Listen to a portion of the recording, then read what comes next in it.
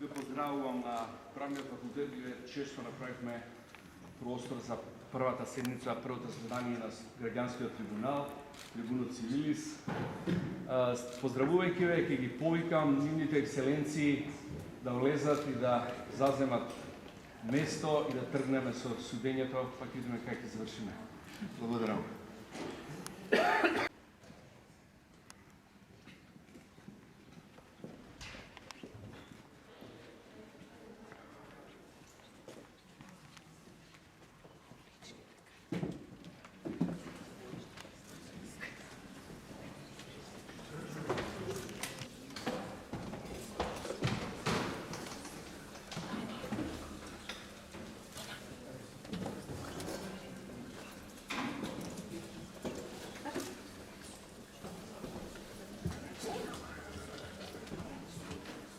Почитувани граѓани, добре дојдовте на првата сесија на символичкиот суд на правдата, судот на граѓанското општество, Трибунус Цивилис.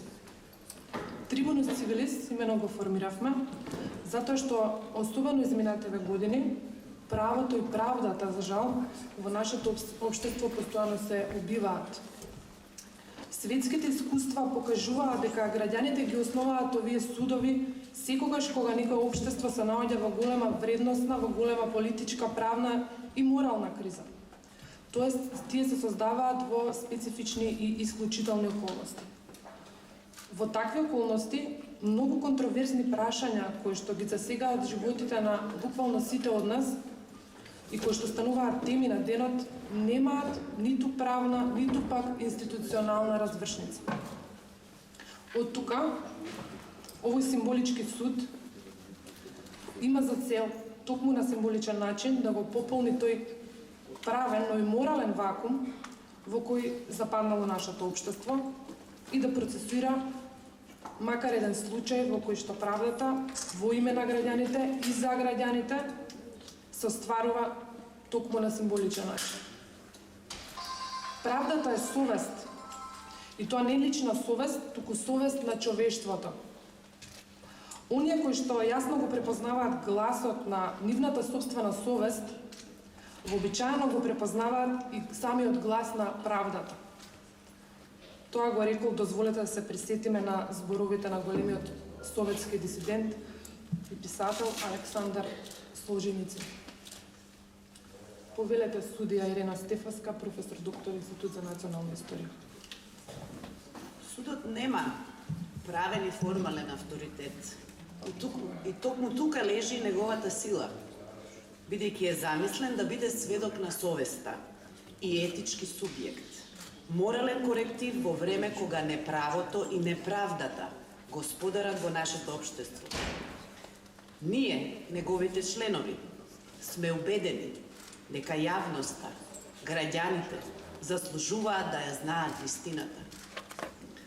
Токму во откривањето и понудувањето на вистината, родена од непристрасно и безкомпромисно судење и постапка, го гледаме и нашиот придонес како луѓе, граѓани и интелектуалци кои во улога на обвинители, судии и сведоци ќе го документираат времето во кое живееме. Можеби некој ќе се запраша дали имаме потребен капацитет за една ваква задача. Всушност, задачата е едновремено и исклучително лесна и исклучително тешка. Зошто? исклучително лесна заради тоа што повредите на правото и правдата се толку отворени, груби и безкрупулозни, што не ни треба ништо друго, освен здрав разум, малку логика и етички очила. Ние мораме да ги предочиме на македонската јавност овие повреди, за таа да може да ги види и препознае.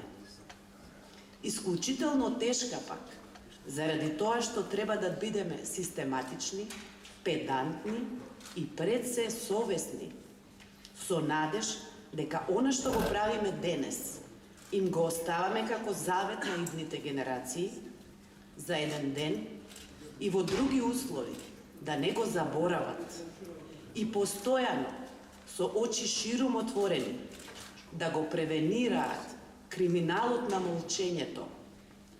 Да ја употребам славната реченица на Бертранд Расел, основачот на Раселовиот трибунал, познатиот и славниот граѓански суд. И уште еднаш да повторам, да го превенираат криминалот на молчењето и монополот врз сеќавањето. Го повикувам главниот судија, неговата екселенција, Тричковски, да ја отвори првата сесија. Ве молам да станеме.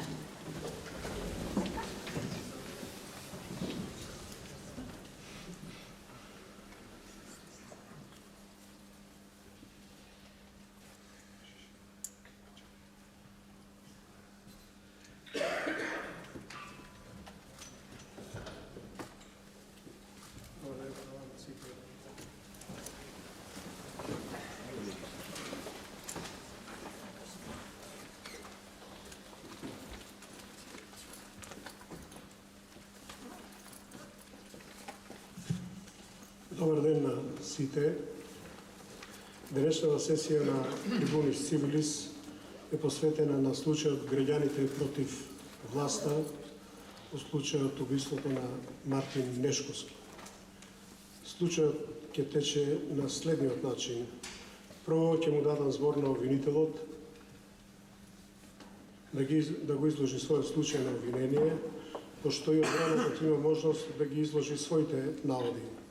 По ова ќе се пристапи кон изведување на докази. Потоа обвинителот и одбраната ќе ги дадат своите завршни зборови. На крајот судот ќе се повлече и ќе донесе пресуда. Судот, да нагласам, претходно имаше подготвителна сесија на која утврди дека се исполнети сите услови да формира случај и да го организира ова јавно судење. Сега му давам збор на обвинителот да го изложи својот случај на обвинение. Повелете. Благодарам, судија. Почитувани граѓани, честит суде. Во 2015 година, врз основа на објавените материјали од нелегалното следење на комуникациите, од разговорите водени за случајот Мартин Нешковски помеѓу високи државни функционери, се потврдија сите сомнежи за нивното знаење и инволвираност во овој случај. Имено, веќе во текот на 6.6.2011 година, поранешниот портпарол на Министерството за внатрешни работи, Иво Котевски, сега обвинет, ја известува поранешната министерка за внатрешни работи Гордана Јанкуловска, сега обвинета, дека има пријава за убиство на дете од страна на Алфите. Двајцата заклучуваат дека во текот на денот не можат ништо да сторат за тоа, затоа што според министерката денот е победнички.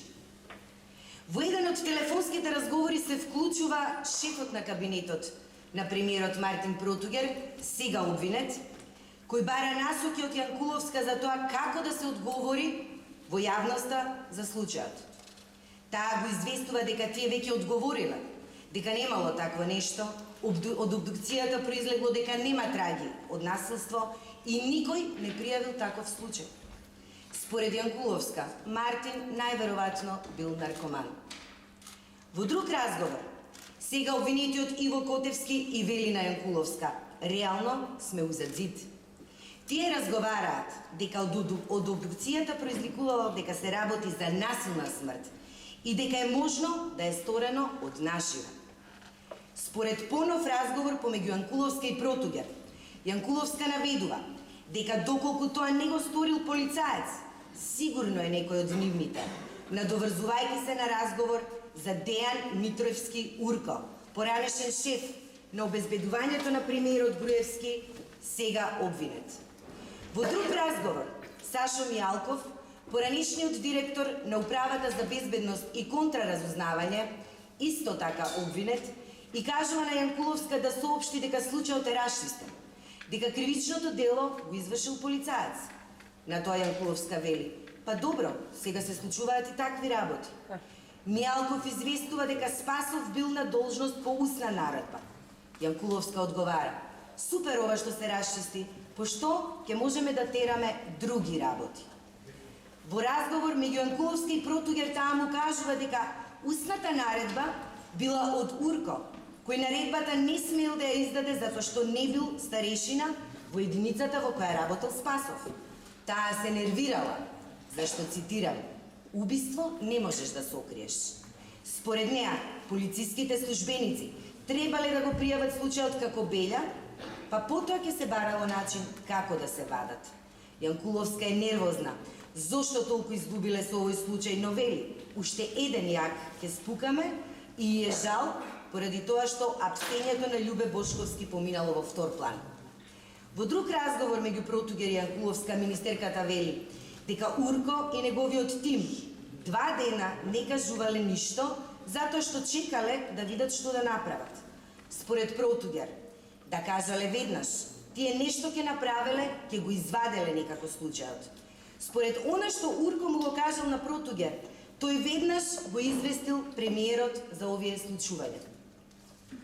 Во друг разговор, Котевски открива дека на Игор му било кажано да изјави дека самиот се пријавил во полиција, како што Министерството за внатрешни работи ја информираше јавноста. Но тој подоцна се предомисли и кажа дека тоа не е точно. Според Котевски, тоа што тој наводно сам се пријавил било план на неколку луѓе од врвот на Министерството за внатрешни работи и Управата за безбедност и контраразузнавање, според кој најдобро би било да каже дека се пријавил, откако вечерта видел на медиумите дека Мартин рикнал, пошто му проработела совест. И самите Јанкуловска и Котевски ја критикуваат таа сторија затоа што се свесни дека и да било така, Спасов морал да остане на местото на настанот и да пружи медицинска помош. Котевски признава дека многу потценувачки влегле во случајот и дека мора некако да се извадат. За време на разговорот, Котевски и Јанкуловска дискутираат и за сторијата која се обиде да ја пласира ТВ Сител, за тоа дека наводно Мартин крадел пијалаци од Шам, па затоа бил бркан и тепан. Двајцата заклучуваат дека таквата сторија е бламирање, глупаво и идиотски. Во друг разговор помеѓу нив тие разговараат и за советите на помошник министерката, Анета Станчевска, која го предводи секторот за внатрешна контрола и која предложила за Спасов да се каже дека не бил на службена должност, за да се заштити Министерството за внатрешни работи. Во разговор со премиерот Груевски, сега обвинет, министерката Јанкуловска кажува дека устните наредби не можат да важат за специјалци и дека Урко ја претерал. Премиерот ја подготвува министерката за изјава во која таа треба да каже дека Спасов не е дел од обезбедувањето на премиерот и дека не бил службено ангажиран. Почитувани граѓани, честит суде, од погоре наведените факти, како и од доказите што ќе бидат предложени да се изведат пред овој суд, сметам дека имаме цврст случај. Благодарам. Благодарам и јас. Збор го давам на одбраната. Повелете. Благодарам. Почитувани граѓани, ставот на одбраната на функционерите кои ги обвинувате за обид за заскривање на делото убиство на Мартин Нешковски пред овој трибунал е јасен и е во контекст на ставот на самите обвинети, дека материјалите врз чија основа сакате да ги обвините не се автентични. Неколку пати моите странки Гордана Јанкуловска, Мартин Протуѓер, Иво Котевски, Сашо Мијалков, но и премиерот Груевски повторија во јавноста дека аудио снимките на опозицијата се монтирани, креирани, сечени и лепени, се со цел да ја изманипулираат јавноста и да го представат наводниот криминал на луѓето од власт. Оттаму, одбраната нема да изнесува поинакви аргументи од оние дека ние не можеме да се впуштаме во коментар и оценка на содржината на ваквите аудиоматеријали, кои за нас остануваат монтирани и извадени од контекст за да создадат поинаква вистина. Од единствената снимка, на која може да се повикаме како клучен доказ, е видеото кое излезе во јавноста од непознат извор, каде јасно се гледа, снимена е имено во кабинетот на премиерот, како шефот на опозицијата Заев го уценува. Премиерот е уценуван со што е извршено насилство врз државен орган, за да се формира техничка влада. Се врши уцена дека во јавноста ќе бидат обелоденети така наречени бомби. Во постапката што е водена во случајот Куч против Верушевски, Заев и други лица од МВР, како што се гледа од спогодбата, едното лице признало дека соработувало со странски служби.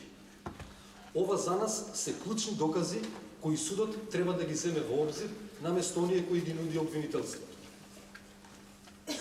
Ако ги оставиме настрана овие тонски снимки, а притоа ги земеме јавните изјави и тврдењата на функционерите во МВР пред Сена Јанкуловска и на Котевски, но и на премиерот Груевски, тогаш јасно е дека полицијата, првиот ден по настанот со Мартин Нешковски, немала целосни информации за случајот и за идентитетот на момчето. Можеме да зборуваме за некакво прикривање во другите, безбедносните структури на МВР, но никако за одговорност на политичкиот врв во полицијата и на самиот премиер. Од впечатокот во јавноста и од самата истрага и судскиот процес против Игор Спасов произлегува дека се е преземено на време. Не знам од кога тоа 48 часа по настанот да се открие убиство со идентификување на жртвата и приведување на одговорниот е многу време. Едноставно, врвот на МВР не манипулирал со никого, туку едноставно немал доволно информации и податоци. Во една ваква ситуација, во која имаме тонски записи, чија содржина е спорна и невистинита, кога имаме брзо, за 48 часа решено убиство, кога имаме откриен сторител, не знам како можеме да зборуваме за прикривање. Од настапите на моите клиенти се потврдува дека ниту некој сакал, ниту имал намера да сокрие убиство, оти се свесни дека тоа не е можно. Но едноставно, недостатокот на информации во првичниот момент не може да е доволна причина за обвинителството да покрене акт. Јас би рекол дека ова е недозволиво. Од погоре изнесеното, заклучувам дека нема никаква потреба овој трибунал на граѓаните да заседава, а уште помалку да ги осуди обвинетите. Затоа ве повикувам, почитувани суди, да го отфрлите ваквото обвинение. Ви благодарам.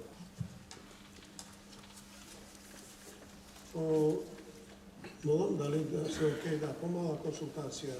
Значи, Судскиот совет заклучува дека приговорот на одбраната за изведување на доказите се смета како неоснован.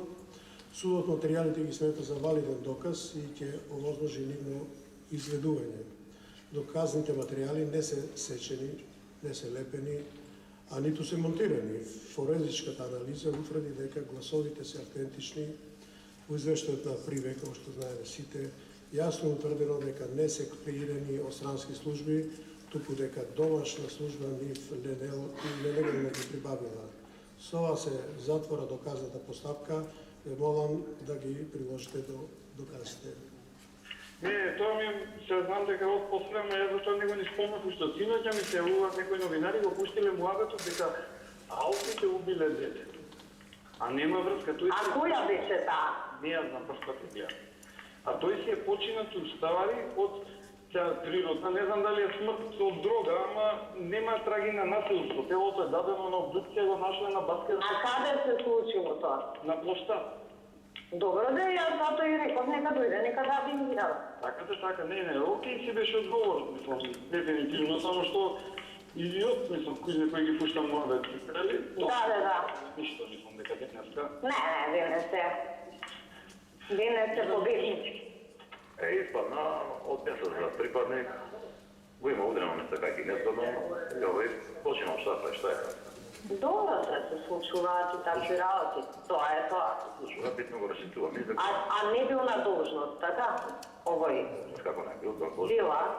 Бил на должност по уствена наредба, знаеш, кога има такви напони, обично се испраќа да го обезбедуваат простор. Значи, он не го обезбедува премиерот, туку простор. С устна наредба, чекайте, вака меѓу нас кажено. На кого може Урковци устна наредба да му издадат? У единица у која не се стареши. Така? Се нервирам, зашто еве за ваков случај не можеш да го скриеш. Не можеш да го скриеш, убиство имаш, мртов човек имаш. Се нервирам зашто толку изгубивме на овој случај. Тоа е, ќе тегнаме. Знаете, уште некој јас ќе спукаме, а бе љубени пропадна ради овој. Да. Мислам, не ни пропадна, а мој ресме, знаеш, како триумфалистички. Да. Сега ја се кријам денес, не давам изјави, никој не искача у јавност, нешто да се фалиме, да се чаталиме. Али се добро е што се затвори случај. Си се нервирам, што така некој со малоумен не му текна дека не можеш убиство да скриеш. Сега со Урко се расправам на телефон. Тоа е, што да ти кажам. 2 дена чекале да видат што да прават, бе. Така ми вика. Ја му рекол, викам, требаше одма да кажете брза помош, нешто ќе направиме, ќе го изведавме некако. И овој уште, па затоа му се јави, овој идиотов негов, изјава дава дека не го тепал. А овој избумбарен не се познава кој е.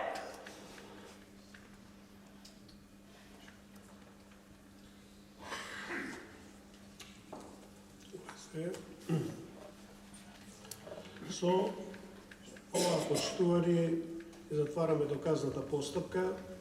Сега ги повикувам страните да ги дадат своите завршни зборови. Повелете, обвинителке. Благодарам.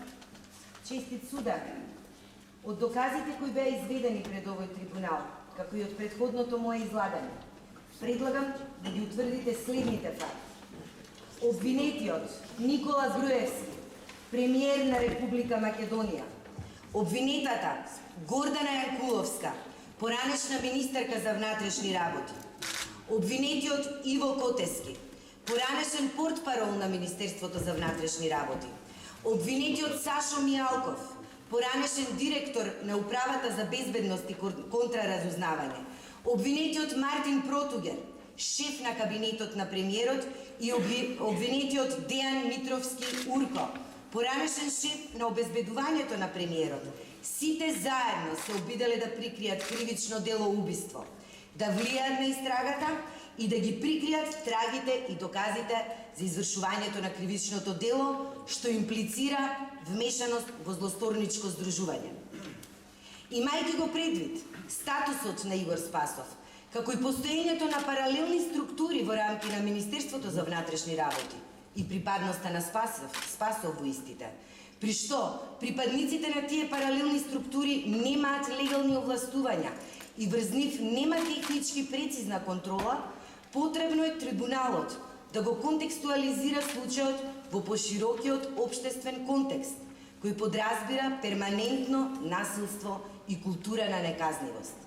Заради тоа, предлагам овој трибунал да утврди дека овие лица се морално, политички и кривично одговорни за обид за прикривање на убиство, како и за прикривање на трагите и доказите за убиството. Дополнително, предлагам да се утврди пошироката политичка штета од злоупотребата на институциите, Министерството за внатрешни работи, основното јавно обвинителство, судовите, од страна на конкретна криминална група. Овој трибунал особено треба да го земе предвид фактот дека самиот чин на прикривање на убиството и начинот на кој се разговара за тоа експлицитно ја прикажува апсолутната деградација на човечкиот живот кога станува збор за обстојување на владеачката структура. Станува јасно дека човечкиот живот во очите на високите државни функционери е сосема небитен кога станува збор за зачувување на нивните позиции во власт. Благодарам. Благодарам јас. Повелете, збориме одбраната. Благодарам. А после сето ова што го слушнавме и оваа пародија на овој граѓански суд, одбраната нема ништо друго освен да заклучи дека не го признава овој така наречен суд, ниту пак ги признава доказите за валидни. Судот е целосно нелегитимен, а наводните докази се прибавени од странски служби. Прибавените материјали служат само и единствено за оценување. Ова е јасна меѓународна конспирација против успешните политики на власта, а во соработка со опозицијата, која е инсталација на овие странски служби што конспирираат во Македонија. Сите кои соработуваат со странските служби, морам да подсетам, ќе одговараат за велепредавство. Одбраната е убедена дека тука нема никаков случај. Туку, дека ова е чиста манипулација на јавноста и политизирање со смртта на Мартин Нешковски, а со цел да се прикрие инсталирањето на странски служби во Република Македонија. Затоа на крајот, почитувани граѓани, ќе го цитирам премиерот. Вистината ќе се утврди. Народот на избори ќе одлучи кој е во право, кој е тој, а кој е опозицијата. И тоа само и единствено на избори. Ви благодарам. Благодарам и јас, благодарам на сите, на застапникот на обвинението, на одбраната, на присутните на судскиот совет тука. Сега судот се повлекува да донесе пресуда.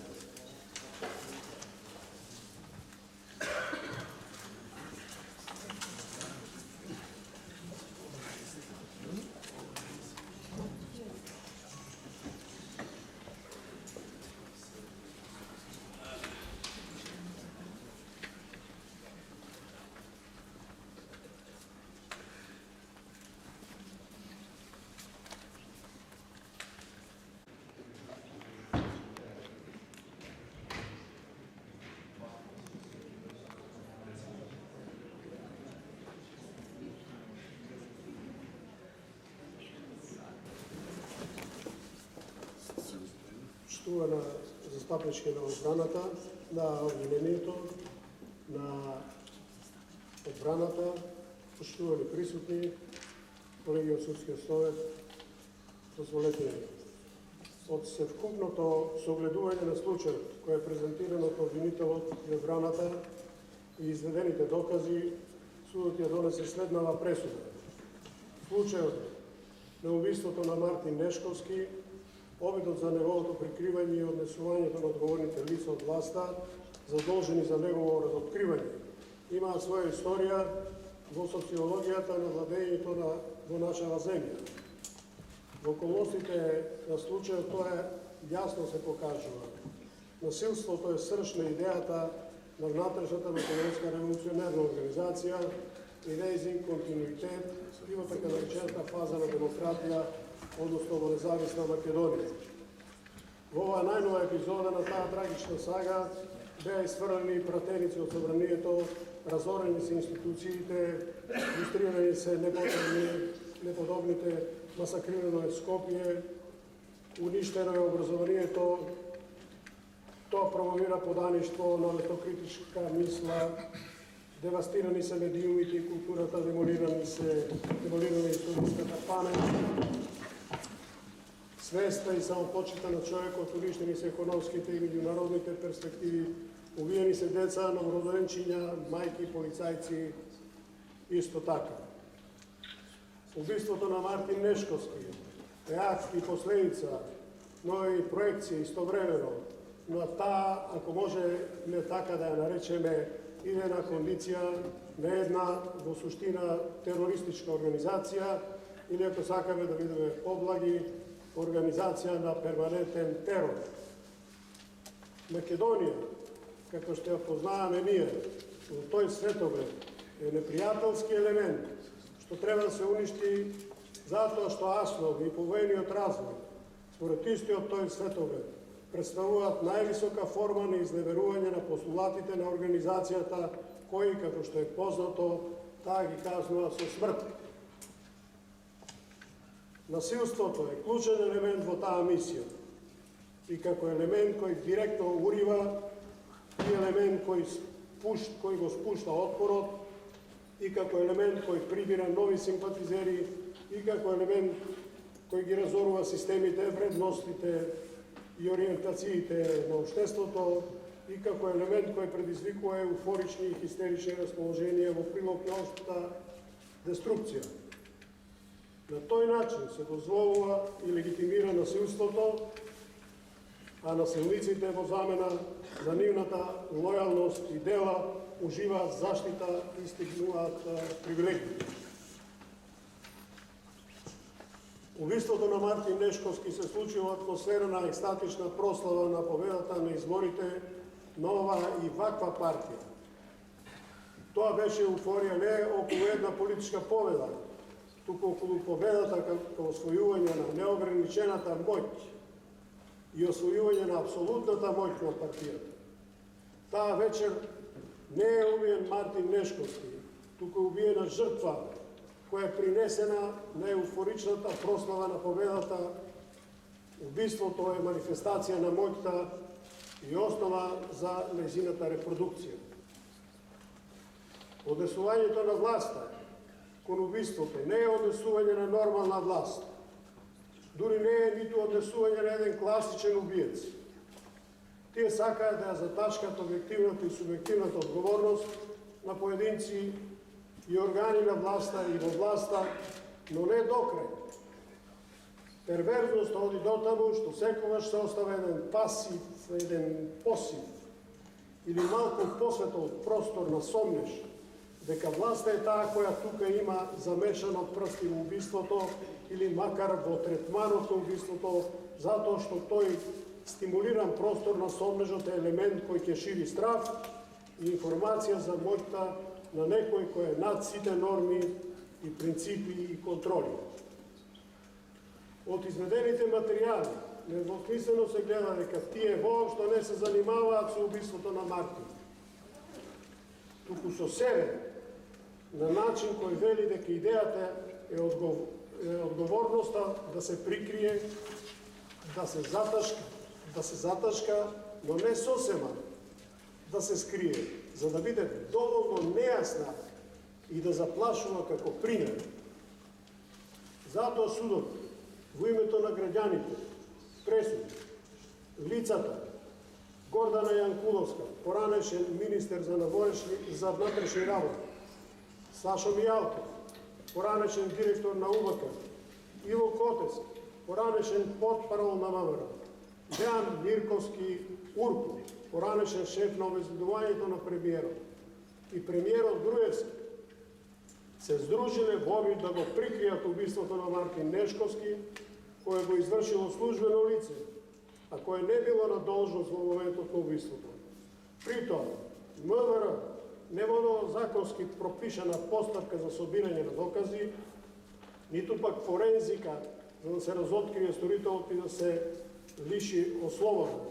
Туку напротив, постои обид за заташкување на убиството. Дополнителната неможност убиството да се сокрие и наместо МВР да преземе активности за разоткривање на сторителот, од доказите се гледа дека тие повеќе се договараат со него, отколку што сакаат да ги применат пропишаните законски мерки.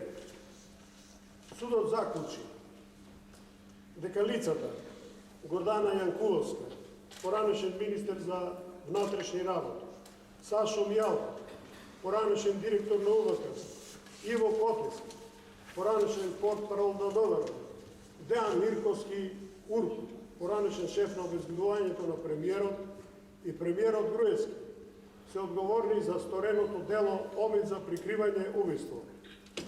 Нивната одговорност е кривична и трибунис цивилис очекува надлежните институции, судовите да преземат законски мерки во тој правец. Нивната одговорност е политичка, бидејќи како функционери во демократска држава, во која влада е правото, не смее да се договараат и да се надскриваат убиство, туку треба да се инсистираат на примена на владење на правото. Оваа одговорност морала да се манифестира со поднесување на оставка од функциите, со вклучување и оставка на премиерот Груевски, бидејќи и тој учествувал во договарањето на заскривањето на убиството. Нивната одговорност е етичка истовремено, бидејќи како луѓе актот на насилство и убиство го прават предмет на договор за политичка корист, со што се разорени по широките општествени вредности за основните слободи и човекови права, посебно правото на живот, на фер судење и независна истрага, како и доделување на права. По изрекувањето на оваа пресуда го прогласувам првото судење на Трибунис Цивилис за завршено. Пресудата ќе биде објавена. Благодарам за вниманието.